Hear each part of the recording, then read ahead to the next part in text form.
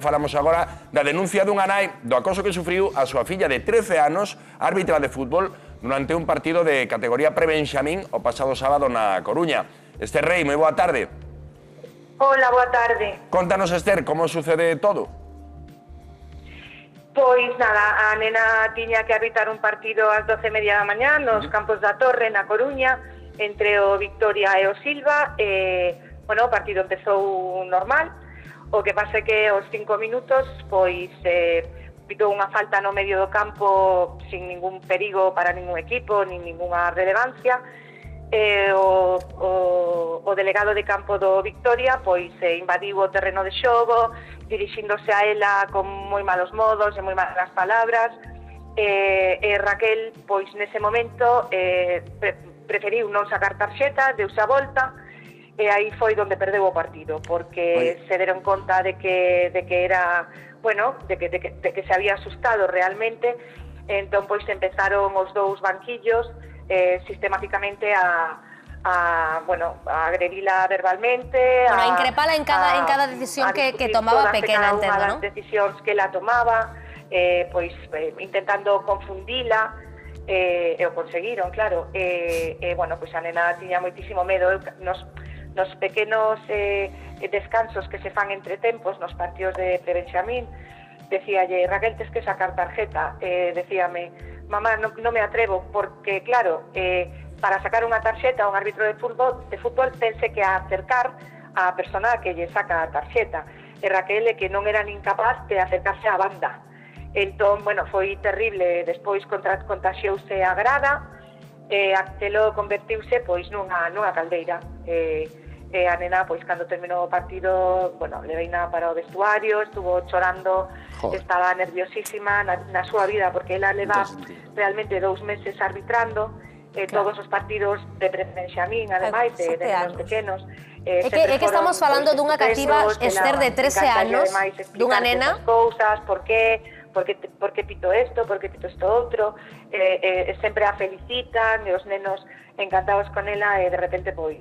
que se viu totalmente hostigada polo resto da xente, non? E comentabas que é unha rapaza de 13 anos, unha cativa que ademais leva pouquiño tempo arbitrando. Eu non son moi futboleira, pero sí que me sorprende un pouco que non exista nos campos de fútbol, non sei exactamente, pero algunha figura, digamos, de seguridade ou de mediación para cando se dan este tipo de situacións, que a verdade é que cada vez son máis habituais. En teoría debería ser o delegado de campo, o delegado dos equipos.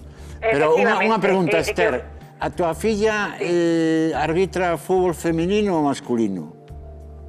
No, femenino e masculino. El arbitra pre-Benxamín, é indiferente.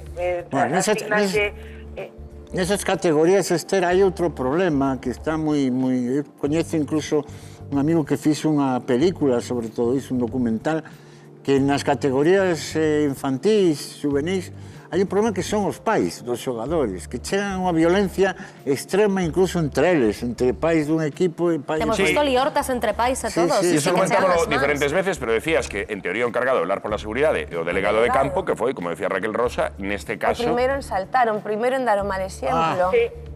Entón, claro, Raquel podíalle pedir protección, ela podíalle pedir o DNI, é decirlle, secuestrarlle o DNI, e decirlle, a partir de agora, usted vai ser o responsable da miña seguridade, porque eso se pode facer. O que pasa é que, como lle vai a pedir o DNI e a seguridade? E de todos modos, unha cousiña, non foron os pais foron despois, os pais foron a partir do tercer tempo, pero os que fixeron todo o que fixeron foron as 6 persoas que estaban na parte técnica, os 2 do Victoria e os 4 de... E tras este momento de tensión, cando se calmaron un pouco os ánimos, non sei, o día seguinte, a vos como pais, alguén do clube ou, non sei, alguén se puxo en contacto con vos para saber como está Raquel, para disculparse por ter formado unha situación tan vergonzosa cunha pequena? Recibistes algún tipo de explicación ou disculpa como pais? No, en absoluto. Nada. Quen se preocupou por Raquel foi o comité de árbitros, obviamente. Eles si nos chamaron, falaron con ela, falaron con nós, abrironlle todo o abanico de posibilidades que a nena tiña, de deixalo ata tomarse un tempo de descanso ou para pensar o que quería facer. O que pasa que o día seguinte Raquel tiña outro partido na Torre e quixo ir de arbitralo e foi. E o fixou moi ben. A solución non pode ser que ela deixe de facer a súa paixón para que se está formando e o que quere ser. O sea, a solución ten que ser sancionar os responsables desa agresión. Aparte, aí hai unha cuestión antropolóxica, é dicir, entre as mulleres e os homens no fútbol hai un choque de sensibilidades.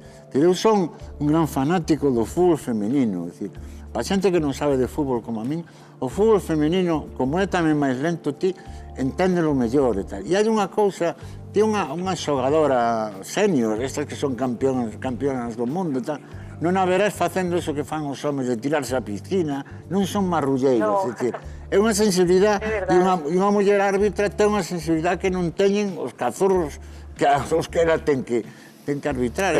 Omar, sí, creo que estamos falando de... Creo que hai uns protocolos para evitar a violencia verbal nos equipos, estamos falando de seguridade, pero creo que aquí o que deberemos falar é de educación. Porque, ao fin, ao cabo, están xogando rapaces ou rapazas de igual de 6, 7 anos, unha árbitra de 13 anos, e eu entendo que os adultos que están aí ao lado, que ademais, dende hai tempo, os medios de comunicación sempre se sinalan este tipo de cousas.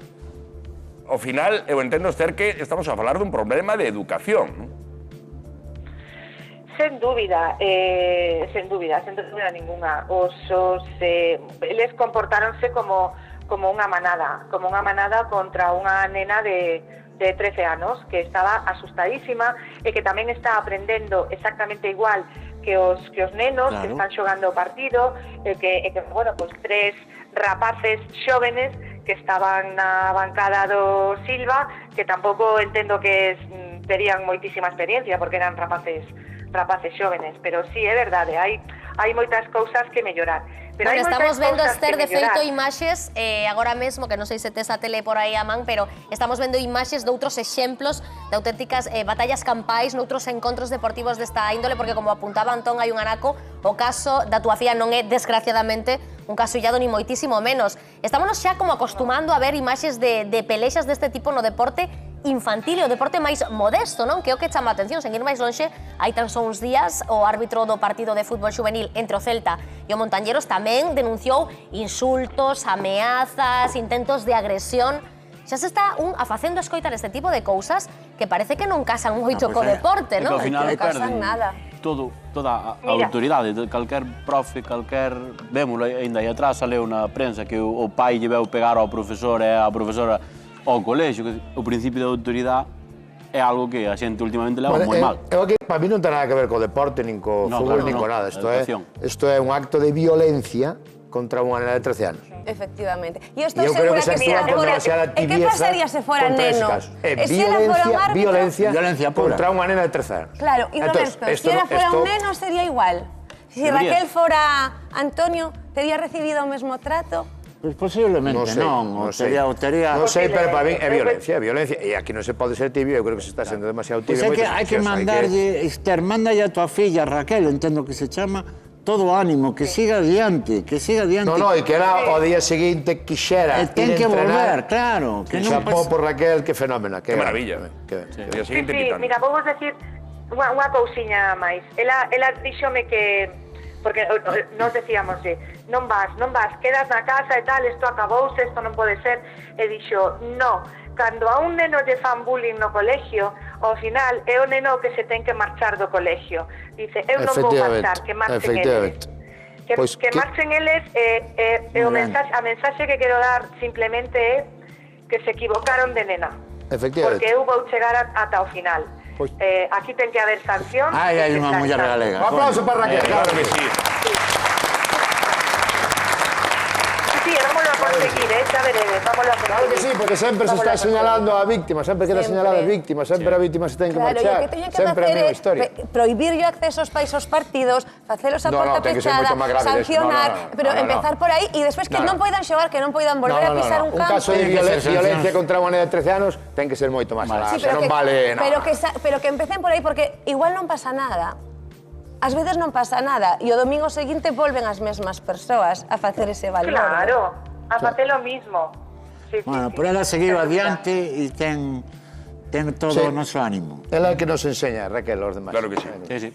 E, Esther, creo que ademais de todo tamén recibistes moitas mensaxes, sobre todo polas redes sociais, de apoio de outros pais, outros cativos, non, que vos daban ánimo e todo o seu apoio, non?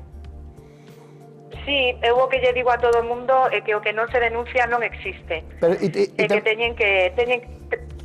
E digo unha cousa, non había ninguén no campo que puxera cordura. Claro. Sí, claro, era un pouco o que preguntaba eu, non? Se ninguén se fixo cargo desa situación. Porque, Esther, a min o que me sorprende moito, tal e como ti nos contabas os acontecementos, é precisamente que foi toda unha faísca, que empezou unha persoa, pero ese efecto contaxio vergonzoso de que a xente que estaba presente, en vez de tomar medidas, se sumara, non, de algún xeito, a esa lapidación pública, a min iso sí que me parece espeluznante. É o efecto manada, está moi ben descrito.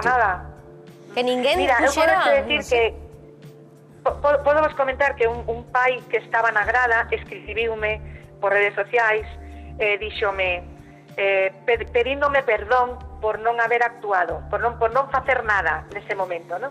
E díxome, o problema é que eu tiña o meu fillo xogando no campo e eu non quería que o meu fillo me vise pegarme con naide.